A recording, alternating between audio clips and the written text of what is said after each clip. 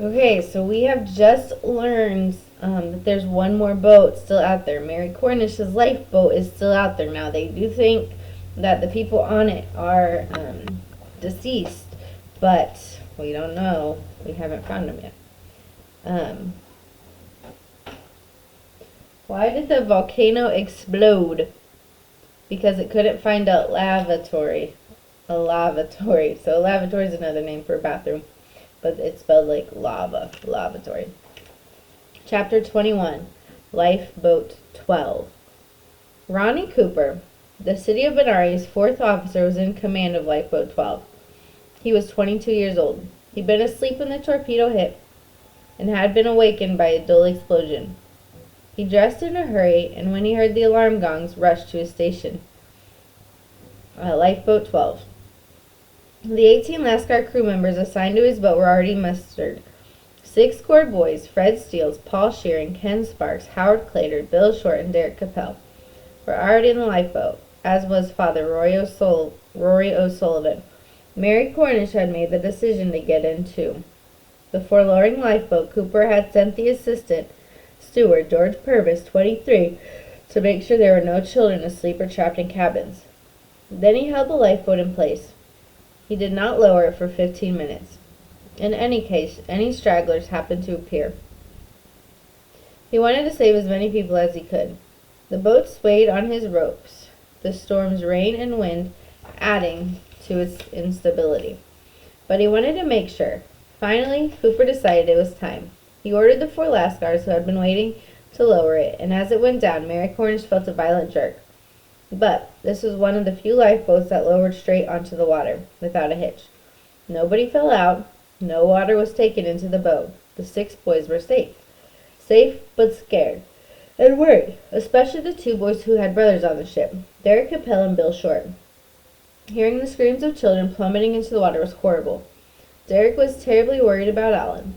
Was one of those children his brother? Just 5 days earlier, he had held his little brother's hand as they stood in line with their group to board the city of Benares. Now he had no idea where Alan was, although his memory would change over the years, and he'd think Alan had been with him when the torpedo hit. Others remembered that Alan had been in the infirmary with chickenpox, getting into Lifeboat 12. Father Rory had tried to reassure him that Alan must have gotten into another lifeboat. The Capellas hadn't wanted to send their sons away, but Mr. Capel had Jewish relatives, and with Hitler's anti-Jewish rhetoric, they knew if the Nazis took over England, Jewish people would be in even more danger. So after a great deal of heart-searching, they applied for Corb. At 5 years old, Alan was as young as a Corb child could be. Bill Short was 9, and the youngest boy on Lifeboat 12. His little brother Peter, also 5, had been in the infirmary with chickenpox too. With the boat bobbing on the water, the Lascars climbed down the ropes into it. So did George Purvis, who would be a tremendous help to Cooper. Cooper himself was still on the deck of the Benares. He took one more look around to make sure there were no children, and nobody else who needed rescuing, and then climbed down into the lifeboat himself. Just as they were getting clear of the ship, Cooper noticed 4 more Lascars scrambling down the lifelines. He ordered a lifeboat put back near the ship to take them in. Then they maneuvered away. After the ship sank, Cooper plucked people out of the water, including 6 more Lascars and Sea Cadet Doug Critchley. In addition to Doug, the boat now had Royal Navy men Johnny Mayhew and gunner Harry Perd. All 3 would prove very useful.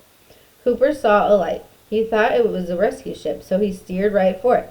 When he got closer, he saw it was another lifeboat, but not one from the Benares. The passengers greeted him. "What ship are you from?" they asked. "The Benares," he responded.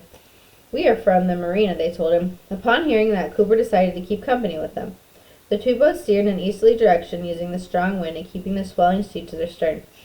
The people on Lifeboat 12 spent much the same kind of night as the survivors on the other lifeboats, with 2 big exceptions. There were a lot of them, and all the children lived through the night, as cold and lightly dressed as most of them were. The Lascars were in such thin clothes too, but with so many people in the lifeboat, the body heat and the cramped quarters kept them warmer than they would have been otherwise. Kenneth Sparks was warm. He was wearing a coat. He had gone back to his cabin again, and that was how he ended up on this particular lifeboat. Ken, at 13, was the oldest of the core boys on Lifeboat 12. He lives in Wembley. in outer London with his father, stepmother, and 3-year-old sister. Ken was supposed to be on his way to his stepmother's relatives in Edmonton, Alberta. Before this trip, the war hadn't affected his life much. The biggest change was less school, because home schools were closed and the ones that stayed open had to share buildings. His school hours had been cut in half. That happened during the Phony War, which was what they called the time before the war actually hit England. Lately, though, with the air raids and bombings, he'd felt the war more. He'd managed to collect some shrapnel, and his parents had taken him to see the London Docklands fire just a week before he started on this trip. Now, he was right in the war, wasn't he? Ken didn't know what had happened to his friend Terrence Holmes. Terry lived up the road and they played together all the time. Ken and Terry and the other boys on the ship had so much fun. Watching the crew at work, looking at the other ships in the convoy, and the food. How Ken had loved the meals. So terrific compared with what he'd been having at home, where the meals were modest. He especially loved the desserts. So many, as many as he liked. It had been a long way up to the dining room. Ken remembered all those stairs, but it was worth it. After the torpedo struck, it had all happened so fast. Like so many others, Ken owed his life to luck. But in his case, fear of his stepmother had also helped. Ken had been sound asleep, but a loud noise woke him up. Then the lights flickered on and off, and he heard yelling.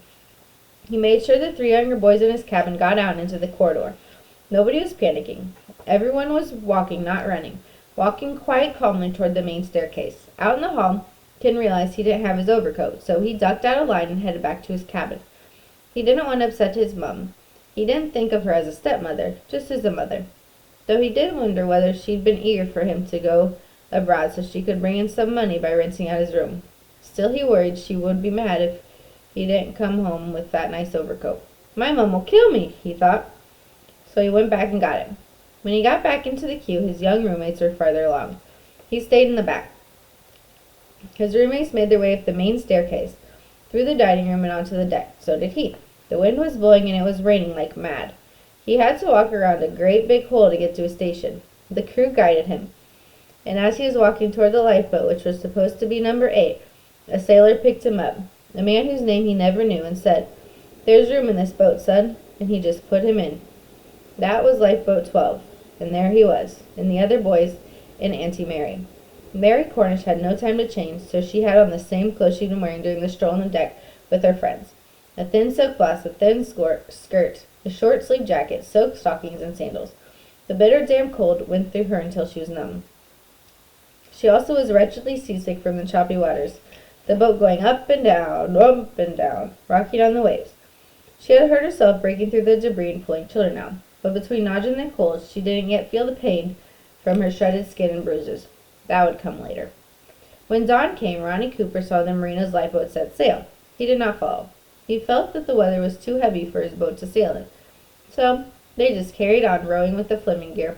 Cooper's decision not to sail was a sound and practical one, but it left the tiny craft alone in the vast Atlantic.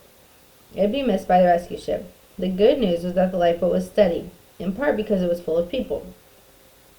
That was also the bad news. It was very crowded. Could they be comfortable? And more important, crucial, in fact, would there be enough food and water for everyone to last however long it took to be rescued or to reach land? Fortunately, Cooper was aware they might not be rescued soon and began to make plans. There were 32 Lascars, including a man named Ramjam Bugsoo, who had been exceptionally steady and calm the night before, helping people into lifeboats. There was also the assistant steward, George Purvis, and the 3 sailors they picked up, Doug Critchley, Johnny Mayhew, and Harry Peard. Only one paying passenger from the ship had made it into Lifeboat 12, a man from Poland, Boden Nagorski, the man who had been walking on deck when Mary was with her friends. He was the managing director of a steamship company. Nagorski's friend, the diplomat, did not survive. Nagorski had escaped from the Germans twice so far, once in Poland and then in German-occupied France. Now he was trying again to stay alive. He was one of the lifeboat's few well-dressed people, wearing a fur coat over clothes. A felt hat on his head. Cooper rearranged the people in the boat, putting the children, the 2 escorts, the Nagorski in the bow, to allow more room. He had the handles removed from the rowing equipment there, but the sockets remained. The passengers had to maneuver around them. They'd all trapped the boys in blankets that had been found in the night. Cooper also had the crew rig a canvas tarp over the bow. It would help protect the boys from the weather.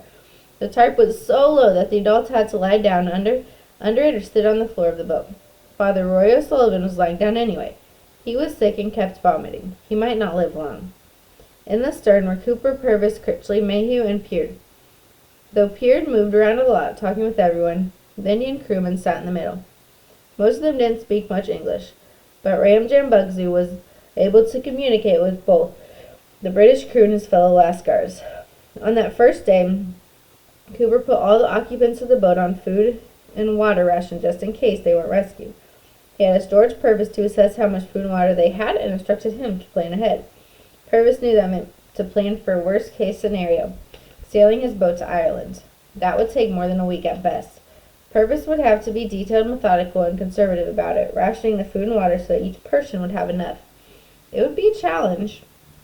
Purvis looked in the metal lockers and found cans of salmon, sardines, corned beef, peaches, pineapples, and tins of sweetened condensed milk. And there were ship's biscuits, hard as stone, and good only if you had water to wash them down.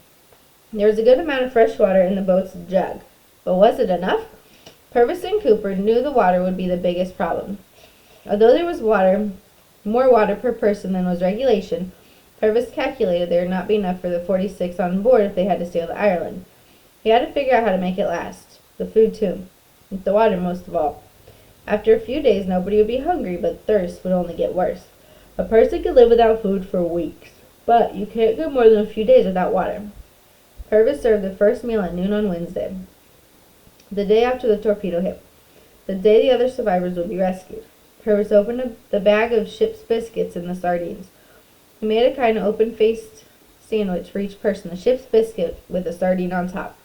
One at a time, a biscuit with a sardine was passed from person to person, first to the children and Mary Cornish and Roy O'Sullivan, then to the Lascars, and last to the crew and Nagorski. When everyone had a biscuit and sardine, it was time for water. The lifeboat had on board a thin cylindrical beaker made just for this purpose. Purvis filled the beaker, and then it too was passed carefully to the first person who drank it, passed it back to Purvis, who would refill it and send it out again to the next person. The boys ate their biscuit and sardine and drank their water. They talked about the torpedo and what had happened. Like all the other survivors from the Benares that day, mostly they looked at the horizon for a ship coming to rescue them. The doling out of lunch took over an hour. It required cooperation, good nature, and a sense of community. Each person had to wait his turn and had to resist the temptation to take someone else's ration. Just as the U-boat was a contained community bound by fate, a small vessel that needed harmony to function well and avert danger, so too was a lifeboat. Trust in the leader, Cooper, was crucial. Keeping peace was vital for survival, too. They had to develop systems whereby nobody got angry and everyone helped. The adults took turns rowing. Although he was ill, Father Roy took up the oars when it was his turn, but he was so weak from days of vomiting and not eating that he passed out. When he came to, he was wrapped in someone's jacket. He heard people saying they didn't think the father would last much longer. At some point during the day, Mary took off her petticoat so that Lifeboat 12 would have something to run up the mast as a flag if a plane or a ship came near. As the first day ended with no rescue ship in sight, Cooper and Purvis doled out the second meal, a can of sweetened condensed milk for everyone, another ship's biscuit, and some water. Again, it took an hour. It was good to take up time because there was so much of it. The sky grew dark. It seemed a certainty to them that they would not indeed be rescued on this day. The passengers on Lifeboat 12 settled down to sleep, except those who were steering the boat or keeping watch. Under the tarp, the boys and Mary and sick Father Rory got as comfortable as they could, which was not at all comfortable. There were the sockets from the Fleming gear in a locker. The space was so crammed that if someone moved an arm or a leg, the person next to him had to move a limb too. And it was very cold. There were not enough blankets for everyone. The weather did not cooperate. A storm was raging again. The wind blew so fiercely that Father Rory worried the boat would capsize in the night.